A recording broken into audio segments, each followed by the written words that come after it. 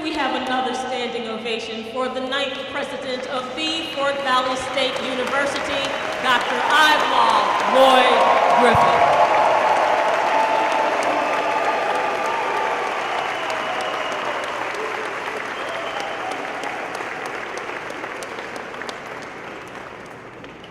Please be seated. Thank you.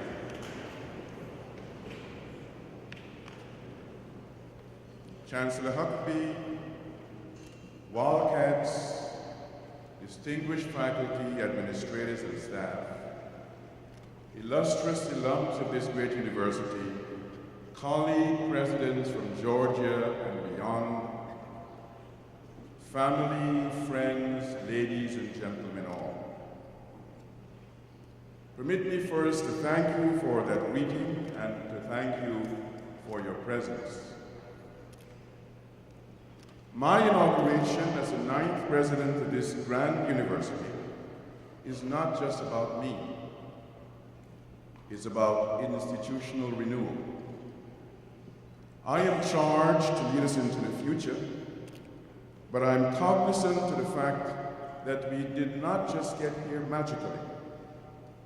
Our educational enterprise started with humble yet powerful dreams of 18 citizens of this great state who petitioned the Superior Court of Houston County in November 1895 for permission to, quote, establish a school for the higher mental and manual education of the youth and children of Georgia, end of quote. There was power in their passion, but not in their purses. Indeed, it was very daunting. Bankruptcy often lurked around survival corners. As a matter of fact, in one of the 1907 journal entries of Assistant Principal and Financial Agent James Orbert, this is recorded. Several times I was compelled to mortgage my horse and buggy, and twice my house and farm for small sums of money to meet the demands of our school, paying banks 12%, and in one case 20% to get money for our schools. Therefore, ladies and gentlemen, this 9th presidency builds on the tremendous work of those who labored long and hard in the educational, the political, and the financial vineyards since 1895. The previous principals and presidents, the faculty, administration, and staff who taught, mentored, and nurtured our students, the alums whose gratitude and passion obliged them to pay forward with their time, their talent, and their treasure.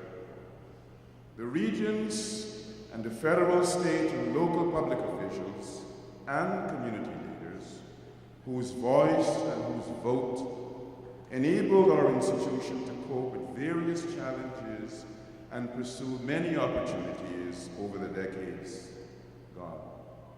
I pay tribute to all these leaders of past times. Moreover, I applaud our current distinguished faculty, our administrators, our staff.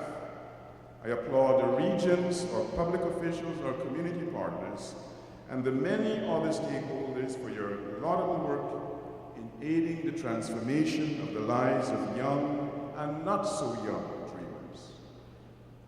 To the current Wildcat students, I thank you for the confidence you have reposed in us.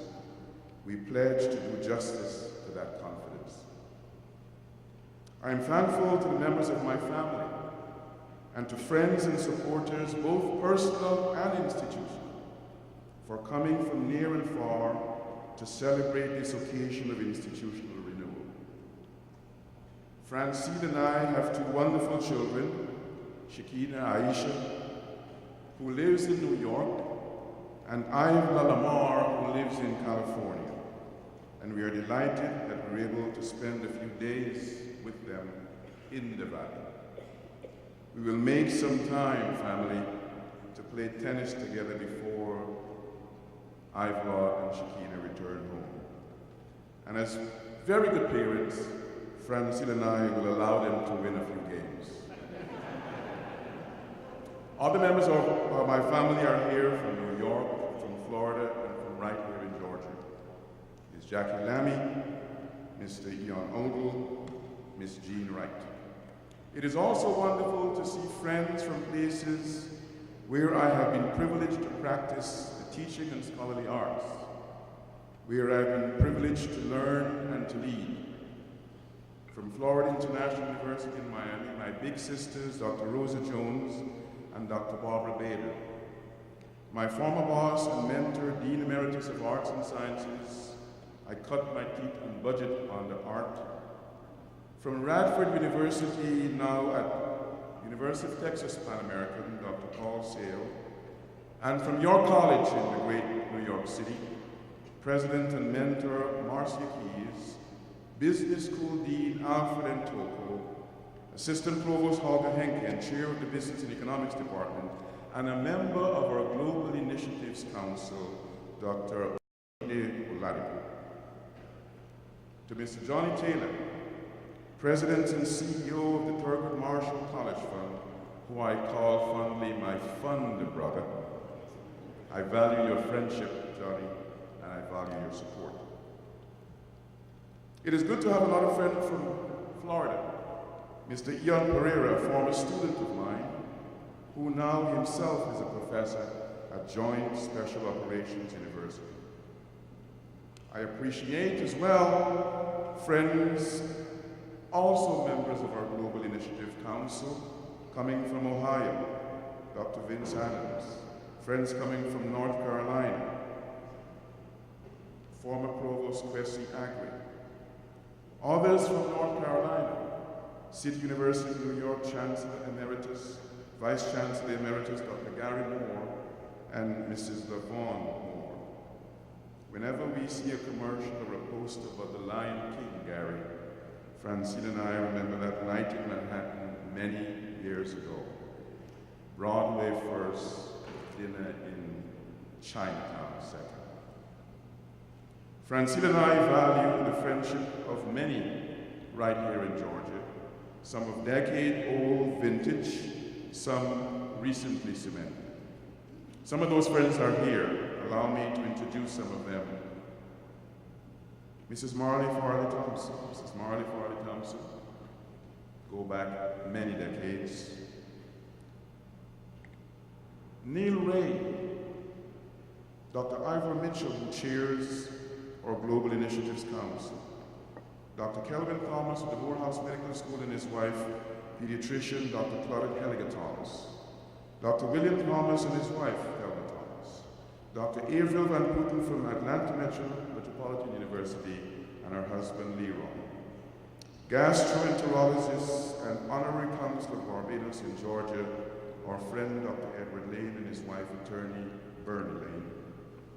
Here too is Dr. Hector Butts, Mrs. Roberta Weiner, who recently retired. Roberta, we're glad you retired. I'm sure David is glad, as Chief Operating Officer of the Arthritis Foundation based in Atlanta.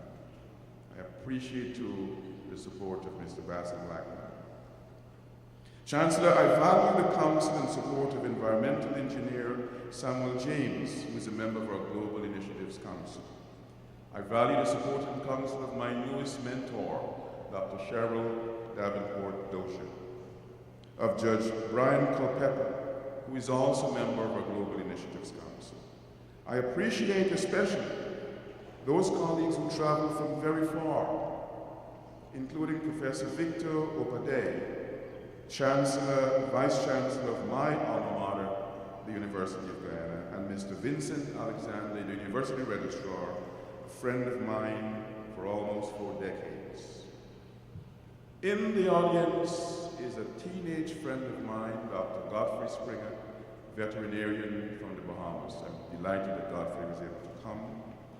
As coming from the Bahamas are Dr. Carolyn Rowland and her husband John, Ambassador Missouri Sherman Peter, who is also a member of our Global Initiatives Council, and coming from Barbados, Dr. Desmond Thomas. Not to be left out is the Virgin Islands.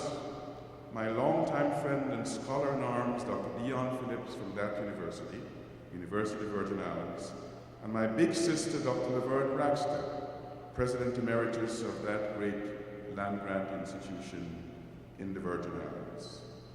But allow me, ladies and gentlemen, to offer special thanks to the people who traveled the furthest and at their own expense from the United Kingdom.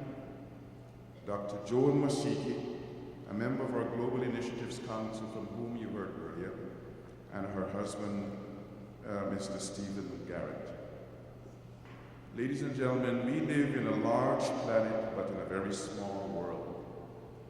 You see, Joan's mother taught me in grade school, or as we call it in Guyana, primary school. And later on, I helped her sister, Janice, to enter medical school. And I did not know Joan at that time.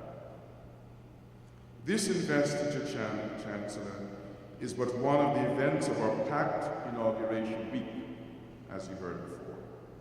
Designing and delivering these events have involved a tremendous amount of hard work, a tremendous amount of creative work by a large number of faculty, staff, students, alums, and members of the religious and civic communities.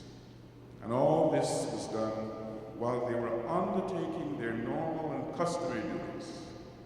This incredible endeavor has been spearheaded by our Vice President for External Affairs, Dr. Melanie Carter, and a planning committee. The full list of this committee is in your program, but I ask you now, ladies and gentlemen, to join me in applauding the work of Dr. Carter and her committee for this tremendous effort.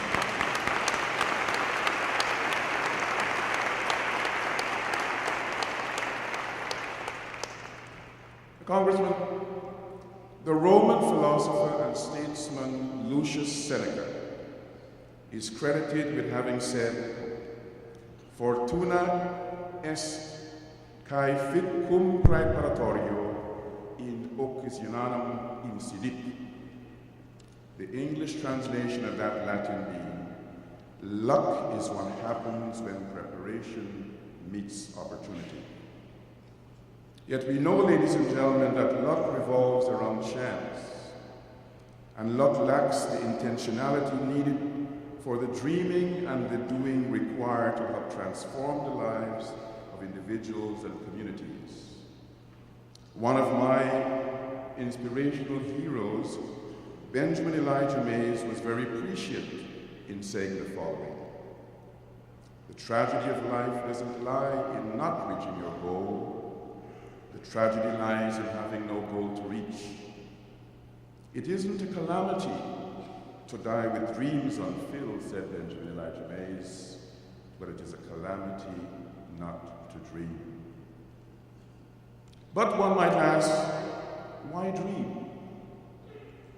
Harlem Renaissance literary giant Langston Hughes answered that question decades ago, writing poignantly in his poem, Dreams, the following.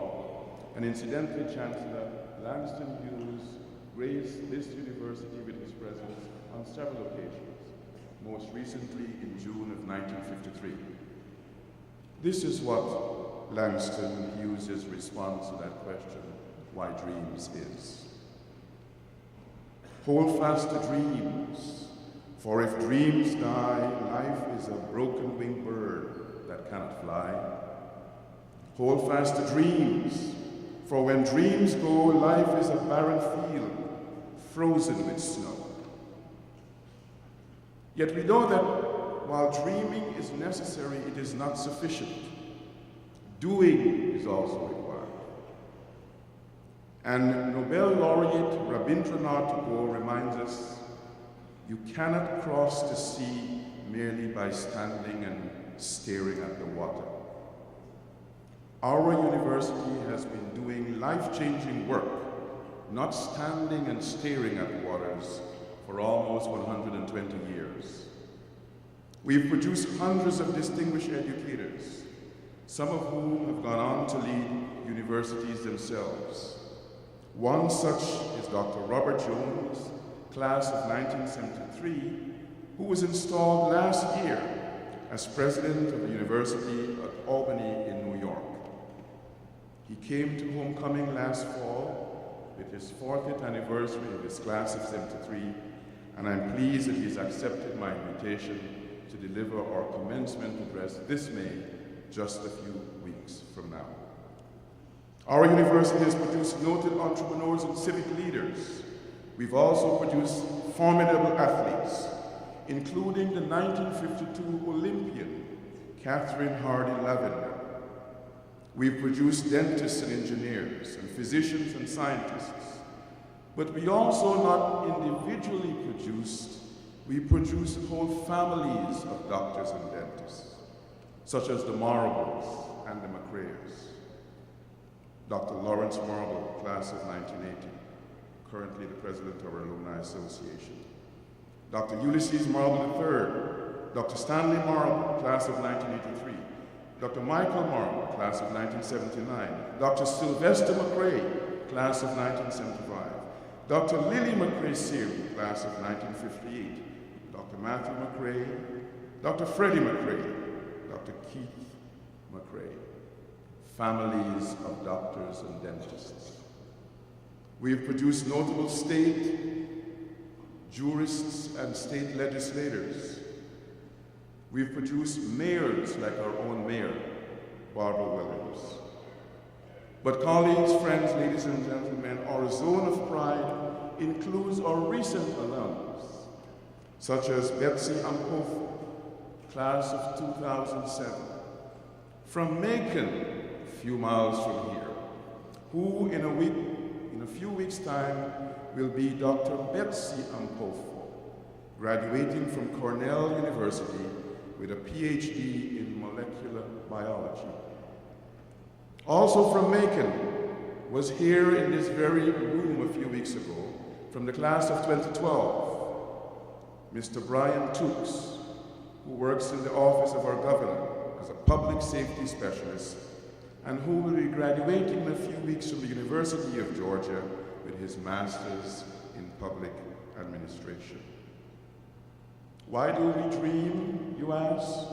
We dream because of our current students, like Rena Ingram, a chemistry major who graduates in a few weeks and is already an author in a referee journal, Chemical Communication.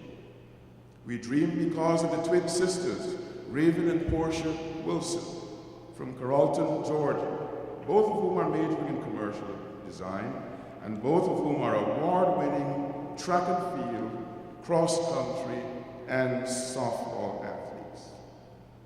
We dream because of Joshua Eugene Davis from Augusta, Georgia, a basketball star athlete and part of our dual degree program called Cooperative Development Energy Program. Josh will be majoring in mathematics, and when he graduates in a few weeks, he'll be going to the University of Arkansas to get his second degree in mechanical engineering. We dream because of James Nick Hernandez from San Antonio, Texas, a 22-year-old biology major who distinguished himself this year as being our 2014 male athlete with the highest GPA, 3.95. But we are not simply a formidable educational enterprise. We are also an economic enterprise. We sustain the lives and livelihoods of communities within and beyond Mid-Georgia. For example, if you read the 2013 study by the Selig Center for Economic Growth at the University of Georgia, you will see that our university, in the year 2012, combined economic impact was $157.2 million, and that was only for 6 counties: Macon, Bibb, Taylor, Houston, Peach, and Crawford. But when you look at our landowner initiative for forestry education, an educational outreach service developed to reduce land loss in our Black Belt counties and to instruct and enable small farmers to have profitability in their farms, you'll find that we have helped 1,342 small farmers over the last few years. Clearly, though, ladies and gentlemen, we cannot be comforted merely with pride of past performance and with pride of our current economic value. There are future dreamers whose dreams we are obliged to help fulfill. And therefore, we must recognize our challenges and pursue the opportunities that derive from them. These pursuits must be guided by 6 cardinal values: excellence, efficiency, continuous improvement, transparency, and inclusion. But these cannot be merely platitudinous incantations. They must be lived. In relation to excellence, I invite you to recall Aristotle's proposition, "We are what we repeatedly do," said Aristotle. Excellence, then, is not an act, but a habit. We have the good fortune of being part of a forward-looking university system, and my team and I fully embrace the 2 overarching goals of our system's strategic plan in relation to college completion and excellence. Let me quote a few sentences. To accelerate higher education's commitment to education attainment, accountability, to partnership, to performance, value, and global competitiveness, says the strategic plan. We're also committed to ensuring the continual improvement of programs, improvement of our curriculum, of our learning outcomes, of our assessments. We pledge to embrace our system strategic plan in what we do in the Valley. But Chancellor, the fundamental challenge in pursuing these and related goals is the challenge to change. To change some of the what, to change some of the how, to change some of the with whom of our enterprise in order to deal with our 4 critical R's: recruitment, retention, release or graduation, and resources. But we also have to take the opportunities to deal with our letter A problem, athletics. Meeting these challenges, ladies and gentlemen, requires the embrace of several imperatives. Innovation is one of those imperatives, and globalization is one of those imperatives. Many of us love the words of Will Rogers.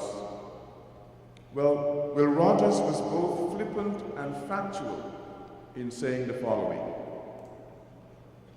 even if you're on the right track, you will get run over if you just sit there, said Will Rogers. Fort Valley will not just sit there. Some of what we need to do is both individual adaptation and institutional adaptation. Some things need to be jettisoned, some things need to be altered, and some things need to be added anew if we're to meet the expectations of current and future dreamers. And therefore, Chancellor, we've launched an honors program to recruit high-achieving students and to bolster our retention. We have the first modest gift for that program from the Bluebird Corporation. And the Thurgood Marshall College Fund is helping us to secure the technology scholarships for that program. We have joined the National Collegiate Honors Council, and we're recruiting the charter class of 100 students. We've launched an undergraduate research program to create university-wide opportunities to promote and facilitate engagement in research and other creative activities in order to demystify research, among other things. Just 1 week ago, Wildcats, our University Leadership Council listened with pride to 2 of the 3 student scholars, Jasmine Scott, Ashley Norris, and Brandon Beatty. Those 3 students spent their spring break in Dubai, presenting their research at the 4th Annual Global Science and Technology Forum, guided by their faculty mentors, Dr. Sarwan Deer and Professor Seema Deer. Importantly as well, ladies and gentlemen, we launched a Dreamers Fund for Excellence Engagement to create the opportunities for fundraising to help our honors program to grow and to thrive, to help our undergraduate research program to grow and to thrive. We are embracing what I call a rainbow recruitment strategy. We are intentionally recruiting students from all racial and ethnic groups, and we plan to expand our ROTC. We've launched an energy conservation program. It has begun to pay off. The evidence is that between October and December 2013, we saved a little over $200,000 in energy compared to the same period in 2012. Savings will also accrue from other areas.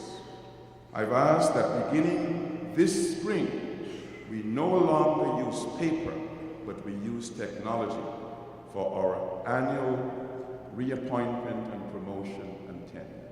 And yes, SharePoint has had its challenges, but our faculty and administrators are rising to the challenge. Ladies and gentlemen, we are introducing our 12th sport. Soccer is coming to the Valley. And we're also establishing a center for, yes, soccer is coming to the Valley. I know, Chancellor, many people from Guyana and the Caribbean want cricket, but soccer is coming first. Then comes cricket, so we can beat the West Indies team quite soon. But we're also going to be establishing a center for homeland and global food security. As I intimated to the team of faculty and administrators, we gathered last fall to begin the first conversations on this food security center. Food security is not just about agriculture. It's about educating citizens about making healthy food choices. It's about marketing. It's about logistics in order to reduce spoilage of the food in transportation from farm to the families who consume it. Chancellor, if you read my September 13, 2013 Huffington Post blog, I noted there that global interdependence is a reality that our university can ill afford to ignore. And therefore, we are designing and delivering a global engagement strategy to be able to be in the mix. Our Global Initiatives Council is a key aspect of that strategy. Formed in September 2013, with the inaugural meeting held on United Nations Day, which is October 24, that council comprises 40 national and international businessmen and women, along with diplomats, academics, and some of our own faculty and students and administrators. I'd like to invite all members of our Global Initiatives Council who are sitting in the audience or on the stage, please to stand for us to recognize the value of what you do for us. Members of the Global Initiatives Council, please stand.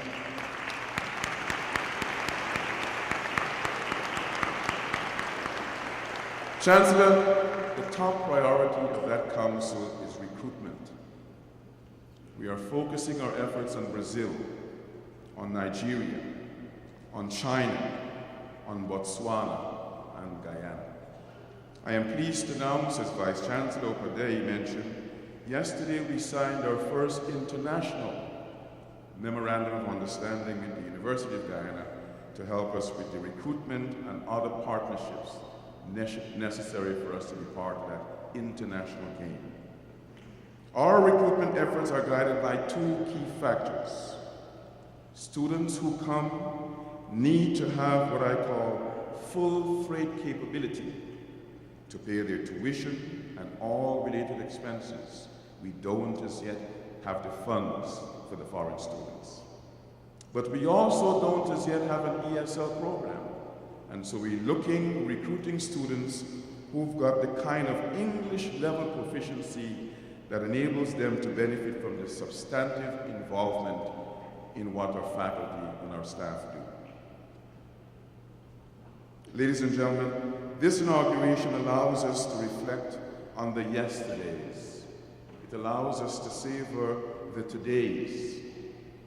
But it is also important for us to think of the tomorrows. In this respect, the year 2015 will mark this university's 120th anniversary, and we do not intend to let that significant milestone just pass us by. And therefore, we're in the process of establishing a 120th anniversary planning committee. It will be led by 12 national co-chairs, the number 12 being the number of decades of our existence. I'm pleased to announce that some of those co-chairs have already agreed to serve. Alumnus Tommy Deutsch, who is President and CEO of TWD Enterprises. Vice President of External Affairs, Dr. Melody Carter. Alumnus Glory Cheeser of the Thurgood Marshall College Fund, a dynamic alum of 2012.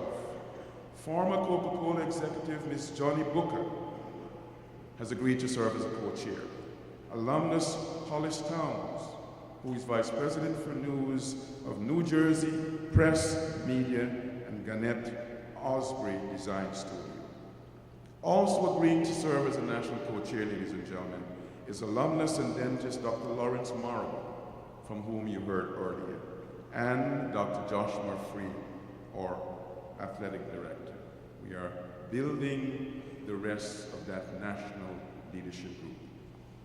The mandate of that group will be to design and deliver a program of activities over several months to do three things: to recognize and honor the dreamers and doers of past decades, whether they are alive or dead; to identify, second, and to applaud notable contemporary dreamers and doers. And finally, that committee will raise funds and help to rebrand our institution so we can enable more substantial dreaming and doing to happen into the future. And so, Chancellor, as I come to the end of my 2.5 Guyanese minutes of remarks, I accept your challenge. I accept your challenge to guide this dreams enterprise that we call the Fort Valley State University. I accept the challenge with no illusions that it will be an easy journey, but I am assured that I can count on the wisdom and worth of you, Mr. Chancellor, and the wisdom and worth of our regents, of our alum, of our community, of our faculty, and of our staff, and all well-meaning stakeholders in the Valley and beyond.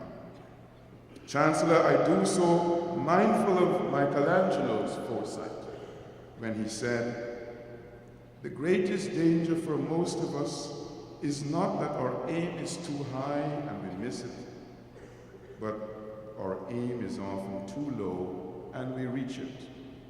Fort Valley State University will aim high." Let me end, ladies and gentlemen, with the dream wisdoms of two legends from the arts. One of those two legends is long dead, and he's from a distant continent. But the other legend is alive, and it lives in this great state of Georgia.